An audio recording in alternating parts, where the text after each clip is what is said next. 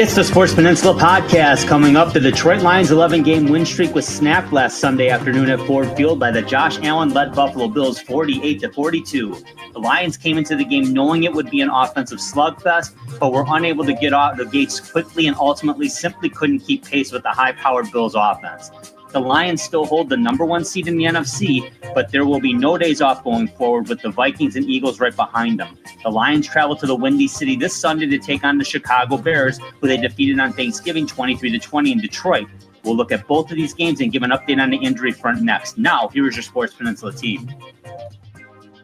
Welcome, everybody, to the Sports Peninsula podcast. My name is Dave Brzezinski Drew, and it is Monday, December 16th, and we're talking Lion football. And we have our roundtable, three quarters of our roundtable today. First, we start with Coach Andy Shield, the Marine City Mariners. Coach, how you doing? Doing well, Drew. A lot better than some. Not sulking my Cheerios like some of these fans around here are. Not me. How are you doing, sir? How are you doing? I'm in the same boat and mindset as you, Coach. I mean, I'm not digging what's happening in some regards, but exactly. But at the same time, all is certainly not lost, and this is still one of the greatest seasons I've seen as a Lions fan. And I think I'd speak for all of us on that one. But I'm doing all right. And then we got the Youper Brad Harrison, straight from Marquette University, joining us today. How you doing, Brad? Hey, Drew. Yeah, just trying to figure it all out, right? You got to keep moving forward. This game's coming on Sunday, so just put in the work. Let's figure it out as we go, because the three of us have been watching our whole lives, and we've got viewers and listeners who've watched longer than us and haven't been around as long as us. And I don't think any of us have seen this, right? They haven't seen this type of situation before. So, on multiple levels. Yeah, from 12-2 to the injury situation, it's just something else. But hey, I don't think Dan Campbell's sitting around crying about it either. No, absolutely not. We got to play the Bears on Sunday. You got it. But let's talk about that Buffalo game first. And Lions lose 48-42. They're still 12-2. They're still leading the NFC. Now, they're not the top team in the NFL anymore. It's the Kansas City Chiefs at 13-1. I get it. But this is the Detroit Lions. They're still leading the NFC National Football Conference, and they're still in line to get a bye week in the playoffs. Very, very important. And so let's get into that. Coach, I want to start with you now. Let's talk about the Lions game. I'm of the opinion that, you don't lose games in the first quarter, but the Lions put themselves behind the 8 ball in the first quarter and really put themselves in a tough spot by not getting out of the gates quickly on offense. What are your thoughts on it? Buffalo won the game out of the gates by getting the 2 stops. Yeah. That wound up being the conclusive.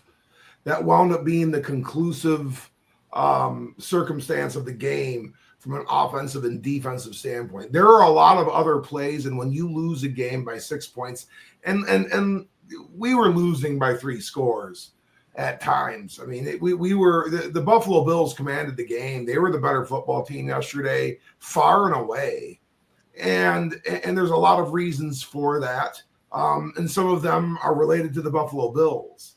But there are several plays in that game that, 2 of them by special teams. Jake Bates on that field goal, that was rough.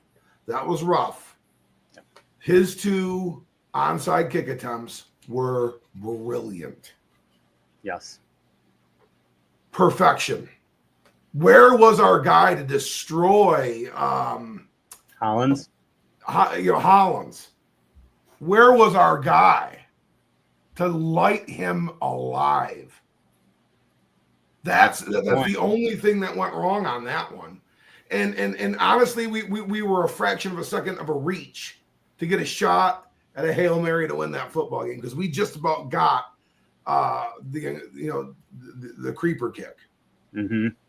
And Jake Bates followed right up in there behind it to try to get it himself. Those were great effort. That was great effort. We lost 48-42 in unbelievable offensive football game. It's reminiscent of an old USFL game from the first era when it was loaded with Hall of Fame football players. Yeah. What a brilliant game to have attended. But the Buffalo Bills got the first 2 stops, and that's all they needed to do. They got the extra stop on defense. And that's what it's going to have to be like to beat the Detroit Lions more times than not. I mean, probably moving forward, we are going to have, there's going to be more and more pressure on our offense to be able to do what they did yesterday. Having said that, that's one of the better football teams in the NFL that we lost 48-42. And we didn't play very well. We had some critical errors. There's all sorts of things and all sorts of adversity we were working against yesterday. And so, I mean, okay, let's say we're 2 scores down. We're really a 2-score deficit in that game. Yeah, really we were, but we were able to make it 6 and had a shot at an onside kick at the end to get one more stab at it. So a lot of things to unpack here, Brad, a lot of things to unpack here. But first, your thoughts, man. I mean, I know I just kind of went up and down on who it was that we played. But from your perspective, how do you see this loss? If we were going to lose one, this would be the one to lose. Not that we want to lose any of them. I felt like I'm not going to discredit any player that was on that field or on that roster yesterday. I'm not going to, they gave it all they had. The talent level is just lessened. It's lessened. This isn't the same team we started with. It's not even the same team that played against the Indianapolis Colts. I felt like, who are these guys, right? They're giving it their all. They've got to take the coaching. They have to have the understanding that they're there for a purpose and to make the play. I mean, these are NFL players that have the ability. They have to come together as a unit. I felt like, maybe communication wasn't there on defense the way it should be. It's probably hard to do when you don't know who this guy is lining up next to you, right? These are just the reality of it. So, and the fact of the matter is, wow, Josh Allen, did we just see a kid play football or what? I don't know if I've seen that type of quarterback play that often in this league. I mean, he could do whatever he wanted and did whatever he wanted. And he's going to do that to other teams as well. I mean, if we meet him again, that's going to be a good thing. That's going to be a really good thing when we meet him again. But this work that's going to take place is going to be a Herculean effort in these next few weeks, because there's no room for error. But I do think if we had the guys to get us to 12-1, we have the guys to get us to 13-2. And when I'm saying the guys, I'm talking about Dan Campbell. I'm talking about Aaron Glenn, I'm talking about Ben Johnson. I'm talking about Dave Phipp. I'm talking about that staff that we were Mark Brunell. I mean, Mark Brunell, Hank Fraley. I mean, if we loved him 4 weeks ago, why wouldn't we now? And this is where we're going. So, I got the Jared Goff Detroit grit hat on here. We'll see, man. This is what you got to dig down now. I mean, it's on.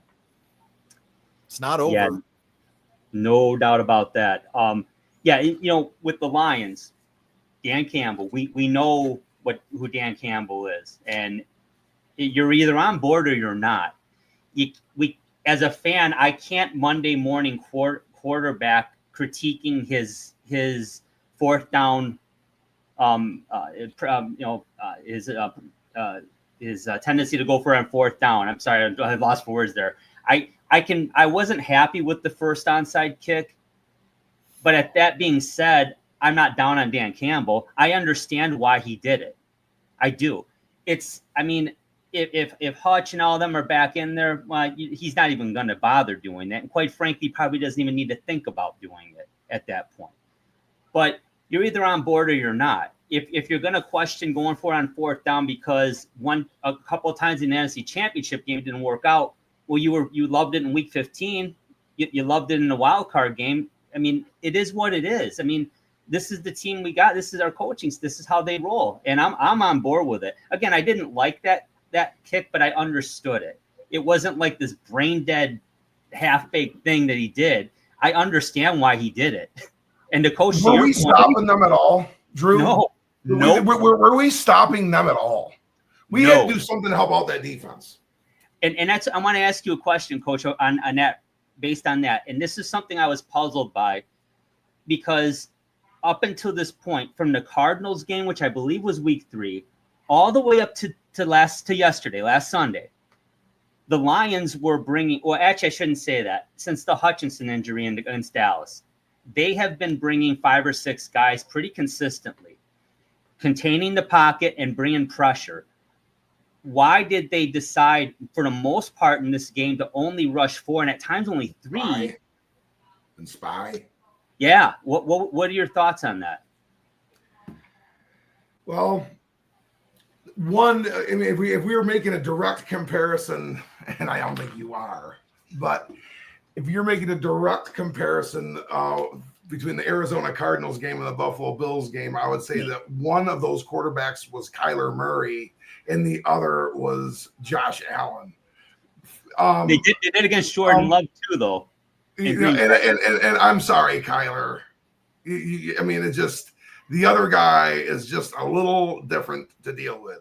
And it's just like there's a couple in this league that really kind of play this way, or a few. And, you know, that when he's on his A game, it's Lamar Jackson, obviously Patrick Mahomes, Josh Allen. They can play in his heyday, and he was almost kind of the originator, I guess the modern day originator of it, and that would be Aaron Rodgers. You know, the Steve Young, John Elway method of playing chicken with the line of scrimmage. It's the best way I can describe it. They play chicken with the line of scrimmage. They will buy space. They're all coming out of the gun and taking a shotgun snap the majority of the time, right? Well, then they'll drift and get some more depth even yet, so they can find ways to attack the line of scrimmage and break, contain, and create their own passing windows. That's what these guys do. They're preeminent at it, and that would be the thing. I don't think we you know, I'm not going to go after Coach Glenn, because I mean, there in so many ways it's been you know, an absolute modern marvel what he's been able to do with different personnel. Yes. and having some really good defensive output. This time, though, it was the Buffalo Bills, who are coming off of a game in which they lost 44-42 at SoFi Stadium. We know this team is hell on wheels scoring points. They've been really, really, really good the last, 5 years. They just cannot defeat the Kansas City Chiefs. They just can't do it when it counts. They just can't do it, and or haven't been able to do it thus far. And we're seeing another really good recycle and punch from the Buffalo Bills. They look fantastic. They're really, really good. Yeah, they did. And you know, so getting back to it, I don't think we had the best scheme on defense yesterday, fellas. I don't think spying Josh Allen with the talent that we have out there, the ability, we have to come after him and make him lose track of that line of scrimmage, that he has to get rid of that football, or they have to audible into a run play or something really, really safe. That's what we need to do. We have to dictate what he does. If we allow him to play chicken with the line of scrimmage and create his own passing windows with now the defensive depth that we have out there, that's we would have to be picture perfect on offense to be able to win a game that way. And that's kind of what the story was yesterday, guys. At least from this guy's perspective, that's what the story was for yesterday, is that we put it on the offense's back, and it damn near worked. The Buffalo Bills were able to get a couple of stops. Yeah, no doubt. And Coach, I think you're spot on with that. And Brad, I want to ask you, let's go to the other side of the ball. Now, the Lions scored 42 points, but they were down 14-0 in the first quarter. But what I want to ask you, though, and Coach, you said it, the Buffalo Bills played a great football game. I think this was the first game the Lions offensive line, Brad, really struggled. They didn't play well. They really did have a hard time. And I know Buffalo's got a nice defense. Epinesa, Russo, Von Miller, they can bring it, and they did. Talk about that. Hey, you missed that Oliver in there. Yeah, I know. And you missed. How many of us were going back to the T.J. Hawkinson draft? I'm not smart enough sometimes to say who's who you should have taken, but I think that year I was at Oliver because he was a menace. I mean, you don't see Frank Ragnow getting those. He punished him. Penalties. Yeah, that was a study for me. I was watching that matchup, very much when he aligned in at the nose, either shaded or over Ragnow. I didn't like what I saw. Yeah, it was rough. That was a rough watch. It was rough. And I still want Frank Ragnow as my center. Let's not get it twisted. Absolutely, 100%. He's not the problem. But I mean, I think these guys are withered for sure. And in the modern day NFL, they're getting longer of tooth. Mm-hmm. Yep, they are. They're all 5+ year football players, with the exception of Penei Sewell. That's a good point. That's why this year is so important. That's why this is such an important time. It is. Ragnow's still here, and Decker's still here, and Glasgow's still here, and and they hadn't been able to run block. I don't feel like the way these last few weeks the running game has been off. And they just haven't busted those holes. And once again, I'm going to give the Bills a lot of credit. I'm not going to sit here and think we got to tear this thing down to build it back up to beat the Chicago Bears on Sunday. But it's too late for that anyway. What's that? It's too late for that anyway. Yeah, that's true, right? Yeah, way too late. We're going with the one we dance with the one that brought you, and I'm glad we are. But I would say on the offensive side of the ball, those 42 points, the 5 touchdowns. I mean, that was some stat Padford stuff going on in that fourth quarter. I was glad he was completing the passes, and crazy to think you're losing games when you threw 5 touchdowns and you've won a game where you threw 5 interceptions. But that's what happened this year so far. Yeah. And, that's not crazy. That's crazy. It's the first time a quarterback's thrown for over 400 yards and 5 touchdowns, no interceptions, and lost. And then to your point, the Lions win a game in Houston and Goff threw 5 interceptions. But and he was giving it to like Goff. I mean, out of all the players on it, like, all right, Jared, you did well. good game. I'm losing Montgomery right now. Like we all heard about that this morning. I'm certain, right? So yeah. Man, here's another next man up. But, I mean, I'm glad we're next man up with Gibbs in the backfield, and maybe we get to see Vaki a little bit with Kurt Reynolds, right? Oh, we will. And, gentlemen, I'm going to read off a list, and it's a distinguished list, but, oh, my goodness, get a drink, enjoy yourselves, because it's a long one. Aiden Hutchinson, Aleem McNeil, John Kaminsky, Marcus Davenport, all out. Hutch may be back for the Super Bowl. McNeil's out for the year. Kaminsky might be back for the playoffs. That would be a nice addition. Davenport's done for the year. Let's go to the second level, linebackers. Derek Barnes, he's out for the year. Anzalone will be back for the playoffs. That's a good thing. Rodrigo's out for the year. Jalen Reeves-Maben, I don't know. I don't know if he'll be back. I'd hope he'd be back for the playoffs. I'm not sure. You don't hear much. We're not hearing a lot about his injury right now. And, oh, by the way, let's go to the secondary. And it's Rakestraw still out with a hamstring. He really hasn't played much this year. I don't know when he'll be available. You would hope soon. Melifonwu hasn't played all year. I'm not optimistic he'll be back this year. But the big one, and, Coach, you've touched on this all year, how important Carlton Davis has been to this Lions team. They missed him when he was out. and they're going to miss him again because it looks like he's going to be out possibly as long as 6 weeks, which would be around the NFC Championship time. And then, Brad, you mentioned on the offense, Decker's been out. We've had injuries there, but Montgomery's done for the year with the MCL.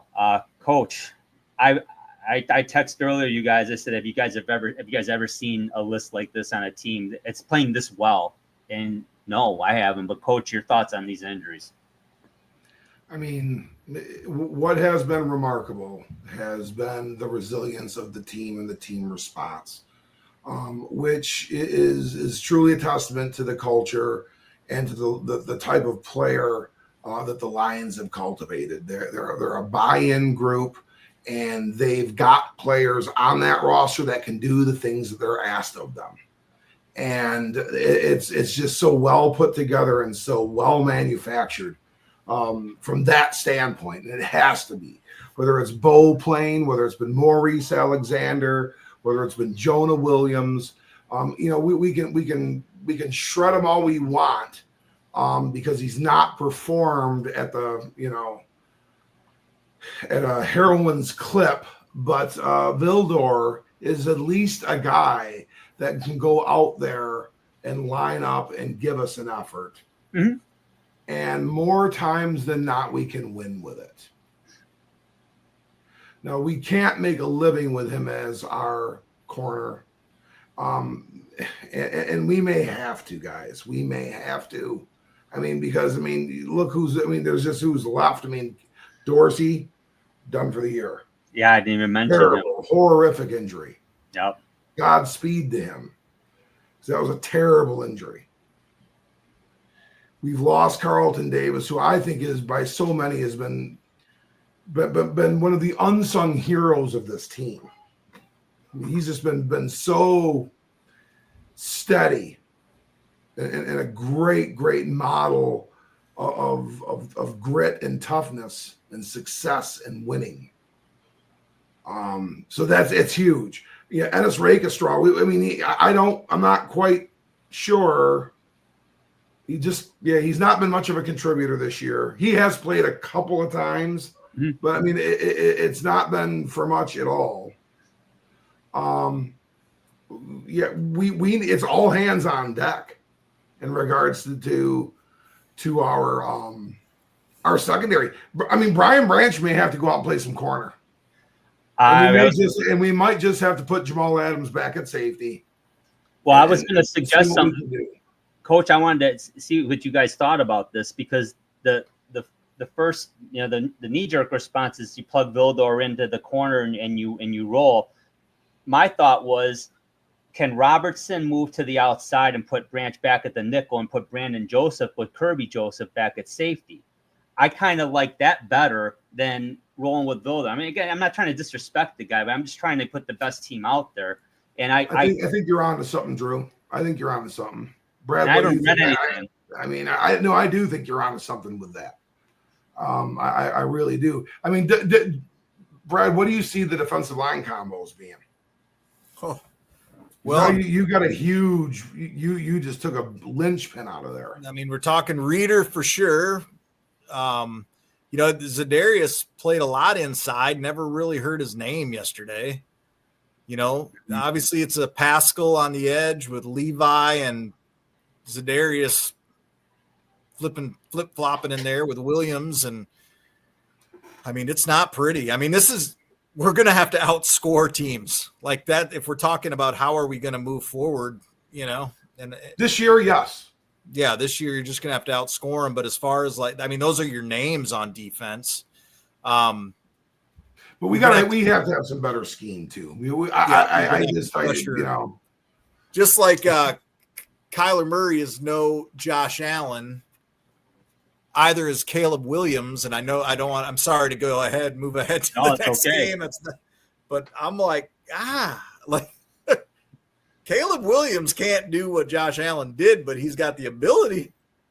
He's not there yet, but man, this is it's the scheming. Got to put pressure on this quarterback, and if it's the blitzes that get home, then so be it. But we didn't hear the names of anybody on that D line during yesterday's game. like. It just No. aside from But when McNeil got hurt. If we're close, and if we're kind of transitioning over to the Chicago game, I'm for that. But if a few closing statements regarding the Buffalo games, if I may. Sure. There were good things that happened too. Oh yeah.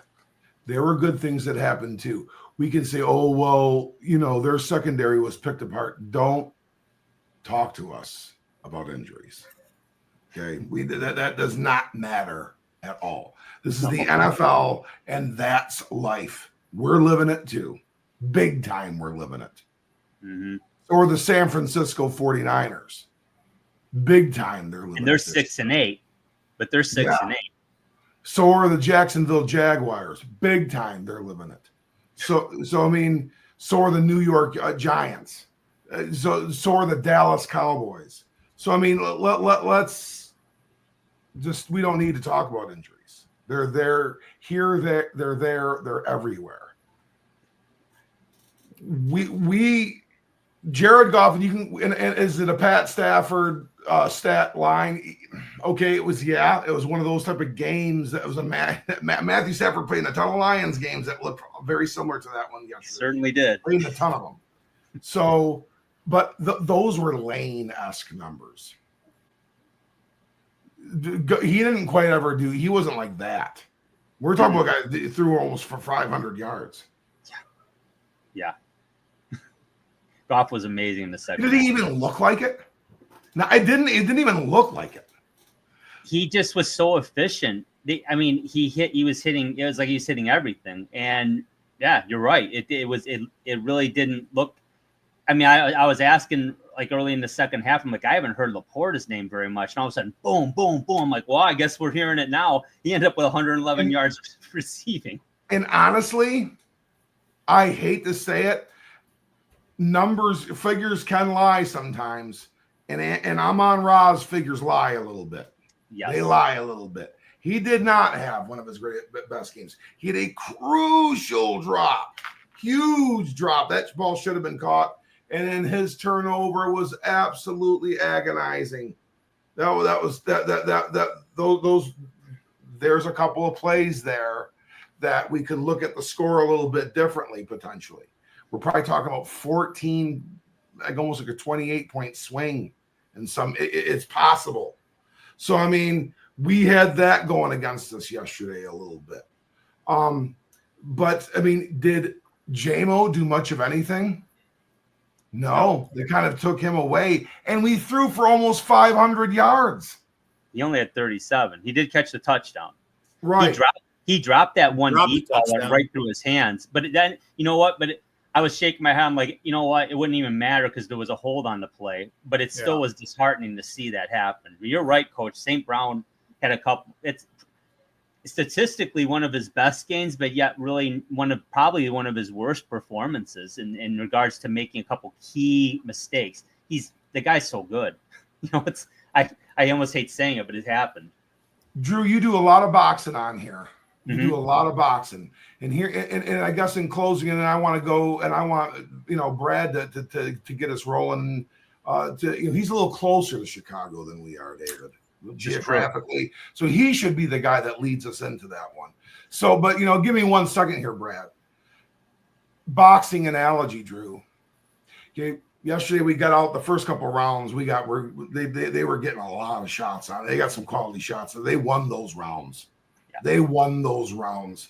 And then we got hurt. In those middle rounds.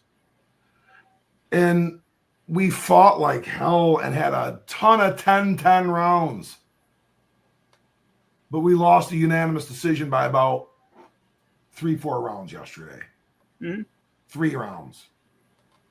That's fair? Would you say that's fair? Absolutely. I think that's a great analogy. Was it an ass whipping? It could have been, but it certainly wasn't. No, it wasn't. It was a concise defeat.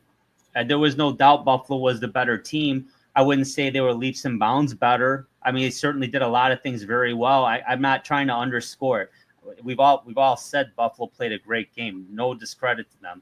No excuses for the loss. It is what it is. But Yeah, they had to. They had to play a great game, and we are on death's door. And they had to come in here and play a great game. That says something about who we still are. Yeah, that game was in doubt up to 35 seconds left in the game, right? I mean, honestly, it was a 6-point. I get it. Yeah, it's at a lot of points in the second half, and they early in the second half they were down 3 scores. But to their credit, they came back and fought. Yeah, and you've got a puncher's chance. There's another boxing analogy. Everyone's got a puncher's chance, but the Lions certainly do. And the Bills, I would have to think, as good as they feel about winning in Detroit, they can't feel real good about giving up over 40 points in each of the last 2 games. That I wouldn't be feeling good about that. They're not getting where they want to go if they're going to do that. They will not beat Kansas City or Baltimore in the playoffs if they keep playing. And you know it's odd, guys. I can't believe. I mean, the Buffalo defense. Yeah, but the Buffalo defense really played well. I mean, I'm looking at the stats. They had 3 sacks on Goff. They had 10 hits. They had 2 fumbles forced and 1 recovered. They played a good defensive game. But man, when the Lions want to turn it on, there ain't no one stopping them. If the Lions, I'm concerned about, is this too much on this team on the offensive side of the ball? And it is what it is. They're going to have to. It's what they are now. But they have only 48 rushing yards as a team. That concerned me because you brought that up earlier, Brad. They struggled to run against Green Bay a little bit. They struggled against Chicago in the second half of that game. And then they really couldn't get the run game going at all against Buffalo. So I'm a little worried about that. But I'm impressed with what Goff and the Lions offense were able to do. I was looking at it's like I give that an offense a B- because in the first half they just weren't very good. They certainly weren't as good as they needed to be, and they knew they needed to be good. And that's pretty much what Goff said too. So I agree, Coach.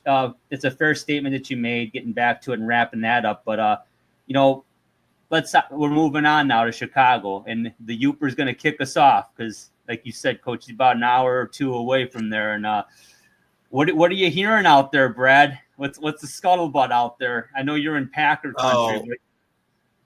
Oh. Well, I mean, they've got a circle the wagons moment here, right? Like they've fired everybody and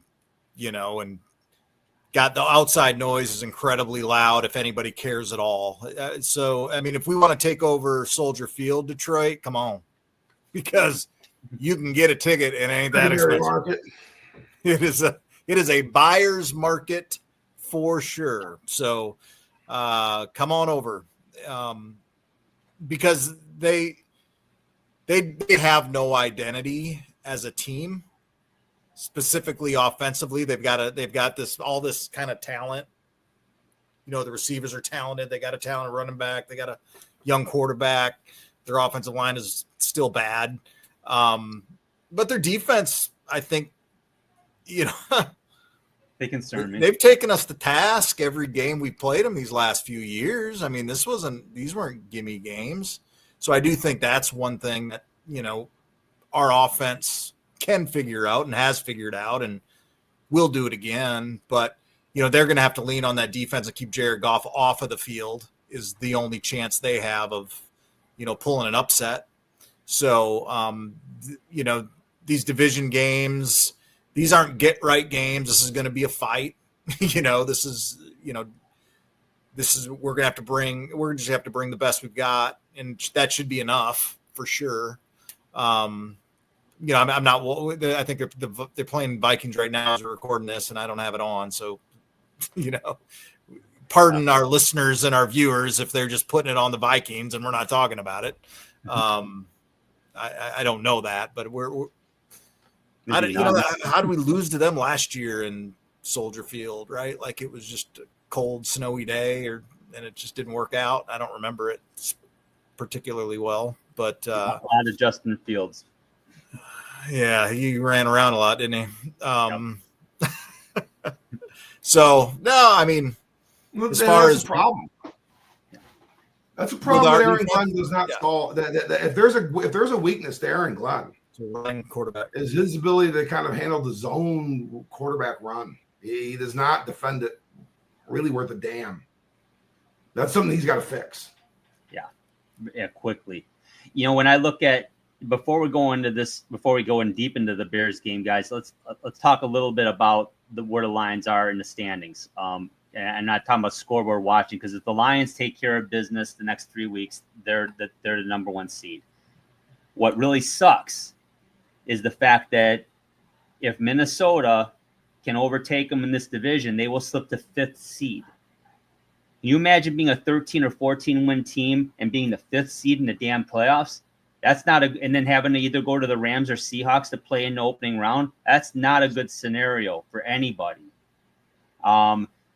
These are absolutely must-win games. They're at Chicago. I looked at Minnesota's schedule. They're playing Chicago tonight. Let's assume they win that game. They have a tough road. They got to go to Seattle. They got to play Green Bay at home, and then they got to go to Detroit. Minnesota's got a very tough end of their schedule. Good. Philly doesn't. Philly goes to Washington next week. That's going to be a bitch.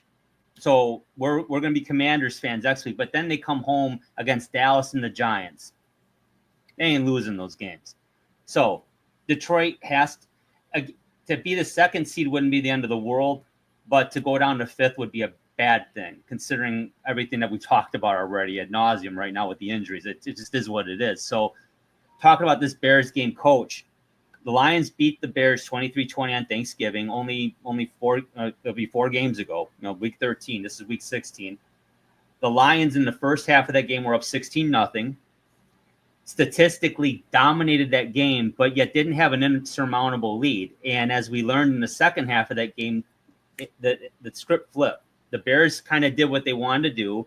They sacked Williams 5 times in that game, but he still threw 3 touchdowns and no interceptions. They weren't able to run the ball that great, but Williams was able to he was effective. He found Keenan Allen a couple of times in that game. And without a very poor clock management decision by that, not just by their head coach, but by that entire team, that no one on that roster, no one on that staff had the wherewithal to call a timeout at that point, they likely get a good chance to kick a field goal and possibly tie that game and go to overtime. I'm concerned about that, but Coach, in that game, the Lions really struggled in the red zone on offense for some reason. How did they combat that this week? Well, they can't ground and pound like they have not been able to do that, and that's a credit to the defensive schemes of these great defensive coaches that are in the NFL. They are devising things that are making it very, very difficult for the Detroit Lions. To that Lions, the edges are getting a little rounded down. I think we're getting a little fatigued up front. And that's not throwing shade or complaining or indicting any specific player. What they have to endure is absolute personal, physical, manual, individual human warfare at a very violent, very big, very strong level. And it just takes its toll. You get a lot of hard miles fast. And our guys aren't that young. We're talking about gentlemen that are in their late 20s or into their early mid-30s. Mm-hmm. So with the exception of one Penei Sewell, who is 24 years young. Yeah. But that's a concern moving forward, and something that I think when we do transition eventually, and I hope it's middle February. Well, it's going to be middle February, but I hope it's not until then. Mm-hmm. Are we speaking as to how we should strategize our draft moving forward? Because it's starting to feel like maybe we should start looking, even though we have some needs, pressing needs still that to fill voids in the current core. We may need to start thinking about replacing some offensive line with some very, very high caliber players. Yeah. So, that's starting to feel like that is coming a little bit. Mm-hmm. And now, to cap it all off, our most physical runner is out for the year. So we have to kind of, to a certain degree, not reinvent ourselves on offense. That would be absolutely foolish. There's no reason to do that. We are going to need someone that's going to be a hard runner, hard yards guy to replace David Montgomery's run style. Yeah. But what we must do is we have to be able to conserve that offensive line and be able to find balance once again in our run and our pass. We are best when we're balanced. And when we're in balanced attack, we're conserving things. We're not giving everything away or giving things up. We're not desperate. We're possessing the football more. We are possessing the clock more, which we still did a pretty good job of yesterday to a certain extent at least. Mm-hmm. And those are the things that are going to help out that defense in hold, because we need to be able to possess the football. We have to shorten games and make and possess the football, and that is going to be running the football and making completing high percentage throws. How do you guys feel? Yeah. I mean, I feel like our screen game has been as good as I've ever witnessed as a Lions fan. I mean, how do you guys see the screen game? Do you just see it as an extension of the running game? It's just another way to run the ball? Or is it when it's effective? Yes. When it's not being defended, yes. The thing is with the screens, once they've shown that they can defend it, you're done with it. It's over. You can't really come back to it. I mean, I guess you could, but I mean, usually if they've got it snuffed out, that means they've got keys. They've got keys on the play, and they're all over screens. And when are we going to screen? Well, we're going to screen on third and long. We're going to screen on third and middle. We're going to maybe, screen on first and 10 every once in a while. There's tendencies that they're on to, and then they'll get us out of it. So, I mean, it's one of those things, Brad. You've got to diversify your screen game and have it go to running backs.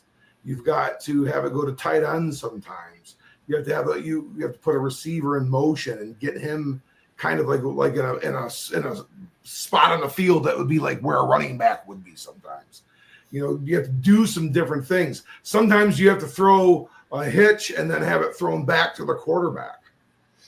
You have to do some of the you have to do some of the fun things that they do. Sometimes you have to uncover an offensive tackle and throw a screen to a left tackle, which is essentially what we did on Sunday today on Skipper. Got to give props to Skip. He was tackle eligible again, and he found the end zone. He found pay dirt, and that guy's a warrior. Keep throwing up, Skip, whatever you're doing over there. We all saw that. It's hard to get. I will not get down on this team. This team's too damn good to get down on them. Yeah, of course, there's things that didn't work out in that game that we're not happy about. But at the end of the day, this is a great team, and they still have a hell of a shot. But again, getting at this game on defense now, okay. Now we're not facing Josh Allen here, right? This is no disrespect to Caleb Williams, but he's a rookie. He's having a nice year, but he's not Josh Allen. This offensive line, like you said, Brad, is not the Buffalo Bills offensive line. They have talent at the skill positions, but Coach, how can this defense at least be able to get some stops in this game to give Jared Goff and company a chance to really to put the dagger in this team? Because the Lions should need to be able to win this game on the offensive side of the football. But what can the defense do this week? Bring pressure. Bring calculated pressure. We cannot go into this kind of spy man game. It's not. We don't have the talent to be able to do it any longer. We don't have the natural pass rusher to be able to do it any longer. We have to bring some pressure. And we're going to have to mix and match. And that means that there could be, a big conversion on us every once in a while as well. But we have to make Caleb Williams not look at DJ Moore and just, let him make a play. We can't just, let him just, cold commit us to death. And we can't let him run around and create his own damn passing windows. We can't allow these things to happen. We can't let him to dictate how the line of scrimmage is going to be attacked. We have to do those things and force incompletions and, force him to run for 1-2 yards, things like that. Ultimately, those are the things that we need to be able to do. We have to change our defensive game plan, obviously, from what we saw against Buffalo, because we just did not make the plays we needed to make. We just did not. We only got, I think, 2 stops total. And that's, it's just not acceptable. We are not going to be able to survive that way. I don't know what the weather is going to be like on Sunday, but that is going to be a factor for both teams. I like our chances if the weather's not good. I do. We've kind of proven that those are the things that aren't issues for the Detroit Lions anymore. But ultimately, we have to bring pressure. We have to bring pressure at Caleb Williams.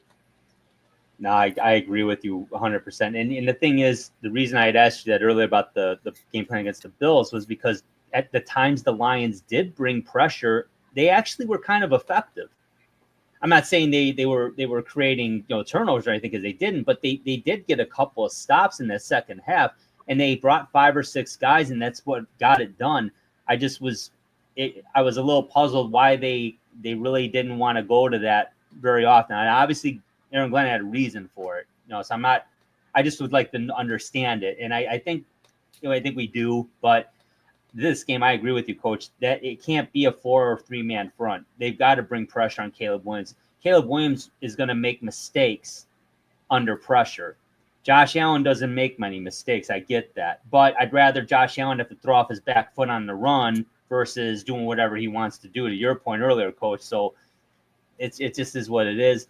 I am curious what they're going to do with the secondary. Is it going to be Vildo, or is it going to be, like I suggested, putting Robertson out there? Robertson. Yeah, and bring Branch to the slot, because Brian Branch can certainly do it. I don't know, guys. Robertson can play outside. Yeah, exactly. So I'm just wondering, is it even an option that I don't think Brian Branch is really an outside corner. I'm sure he could do it, but I think he's more suited for the slot. And like you mentioned, Jamal Adams. Could Jamal Adams get more PT? I think he's probably going to be more in that, if he is, it's going to be more in that hybrid weak side linebacker almost type role. But I ask you, Brett, I haven't really been keyed on Jamal Adams, but have you seen anything that you like or dislike so far in the first couple of games? I mean, I've seen players running away from him. I don't think he's got the speed that it's going to take to. I mean, Keenan Allen freaks me out, guys. Freaks me out. He's tough. I mean, that second half he had to get. I mean, they ran out of time, right? Like they were rolling. That game 2 years ago when he was with the Chargers, like just a monster. Yep. Right. So I think that's to your point, guys. Like Williams can't get comfortable. Like you just can't let him get confidence and the comfortability back there, because Keenan Allen's going to make plays, and you mentioned DJ Moore earlier, right? Like they do have the talent. I think you can break them, right? Like you can just break this team. They've had enough losses this year that their spirit can get busted quicker than ours, I'd like to think. But man, I'm very the Keenan Allen piece freaks me out. I just don't. I've never seen us really stop him.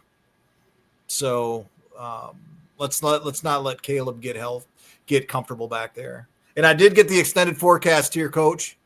All right. Here's what we got. We got a high of 31, a low of 25, partly cloudy, 5% chance of precipitation. So there's nothing to that. There's nothing to the weather. That's good. Windy in the Windy City that day? Doesn't say anything about wind. Doesn't say anything about it. Okay. We'll take that all day. It's lion weather. Yeah, you can practice outside in Allen Park. Winds from the south, 10 to 15 mile an hour. So pretty tame. Pretty tame. Pretty tame. Come on over. Come on over, Detroit. For Take December this place over. For December 22nd, that's not a bad day outside of Chicago, that's for sure. Right. But yeah, you're right, Brad. Tickets can be had, and I can't go, but I know there's a lot of Lions fans that can go, and I'm sure they will be there. There'll be a lot of Honolulu blue and silver in the stands, no doubt about that. Quick question before we get into our predictions on this game, Coach. What the Bears are playing the Vikings tonight on Monday Night Football as we're recording, like Brad said. Would you?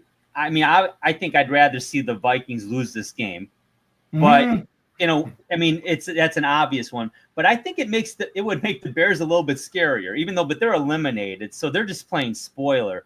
That I get concerned when teams have nothing to lose.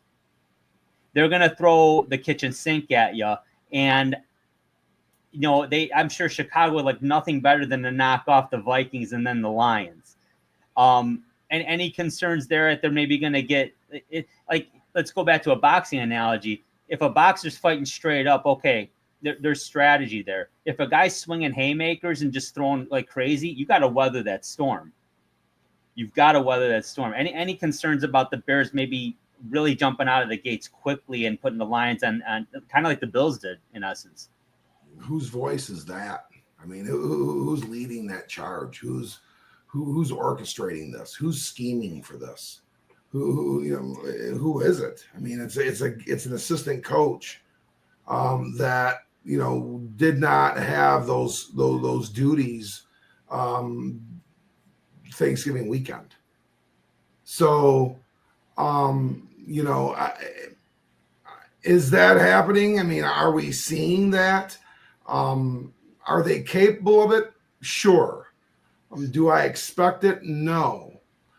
That would be like saying that whatever the Chicago Bears have got going on now is going to be able to kind of over voice and over motivate what Dan Campbell can do.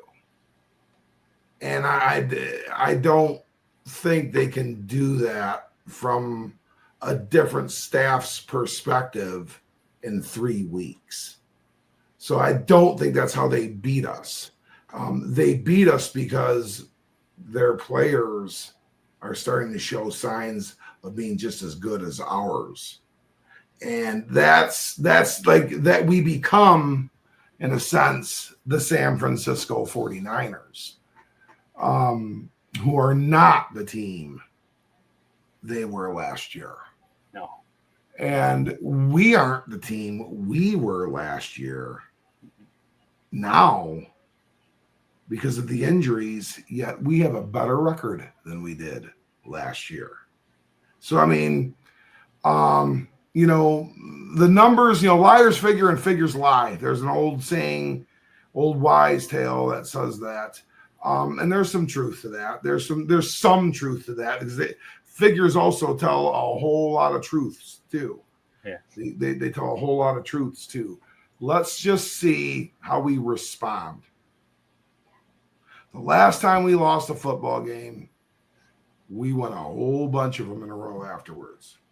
The last time we lost 2 in a row, you have to go back to the year 2022. So, law of averages says we're going to get right. We're going to get right this week. And we kind of need to because these last 2 are going to be a little trickier. Yeah, and let's get to it, guys. Let's talk predictions in this one. And, Coach, you're right. These last 2 are going to be tricky, and these last 2 are must-win games.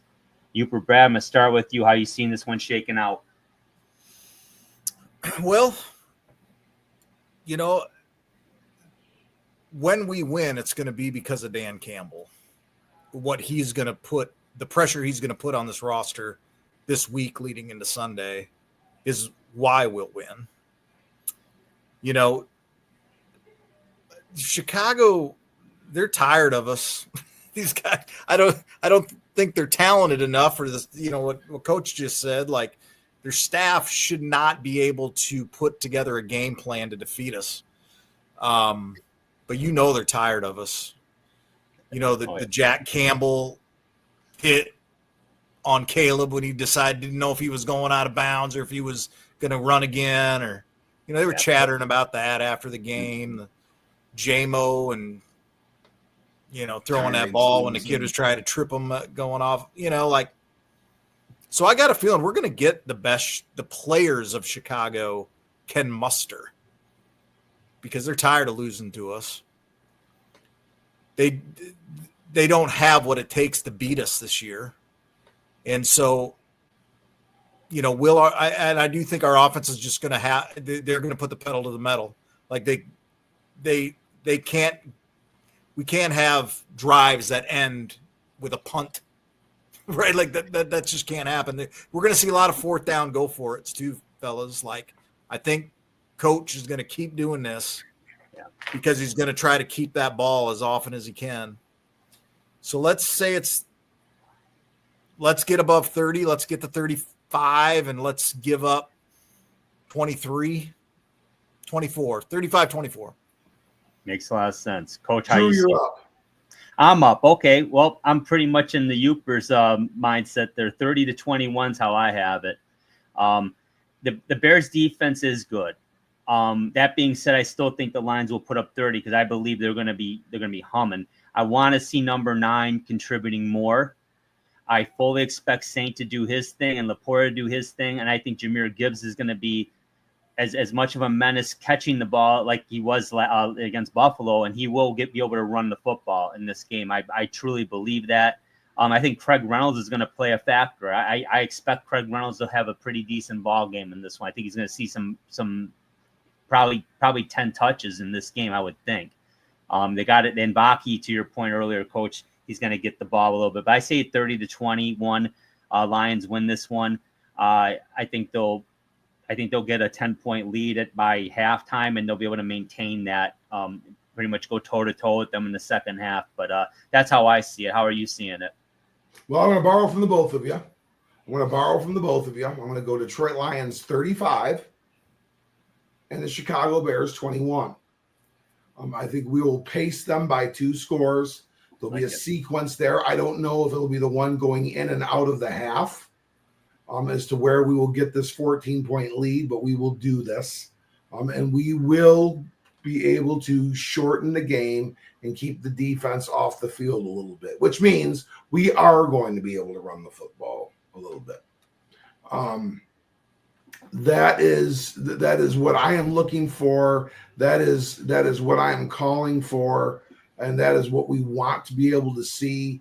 We want to be able to be in knowing what the weather conditions are going to be. A fairly tame early winter contest. I think we're going to be able to throw the football around a little bit too, and like you said, Drew, keep the magic going kind of that way. Maybe we can get up and JMO going and they get a big play to get things spark plugged for the offense. But 35-21 is how I see it going out there, Drew and Brad. Well, if we're all right, that's all that matters. But yeah, I think we're all on the same page on that one. Good luck, Lions. We need this one badly.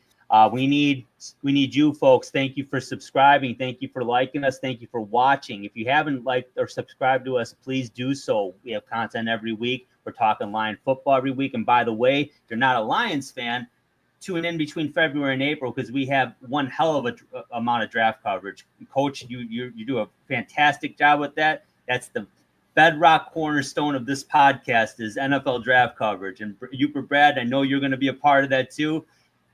I know it. I can feel it. I got that feeling. But it's great coverage. But again, thank you. Check us out on Twitter, X. Check us out on Facebook. Check us out on the ESPN network on Roku. It's been on the banner the whole time here. We're on it Saturdays at 7 p.m. The ESPN network. For Uper Brad Harrison and Coach Andy Shield, my name is Drew. Thanks for watching. Take care, everybody. We'll talk to you next week.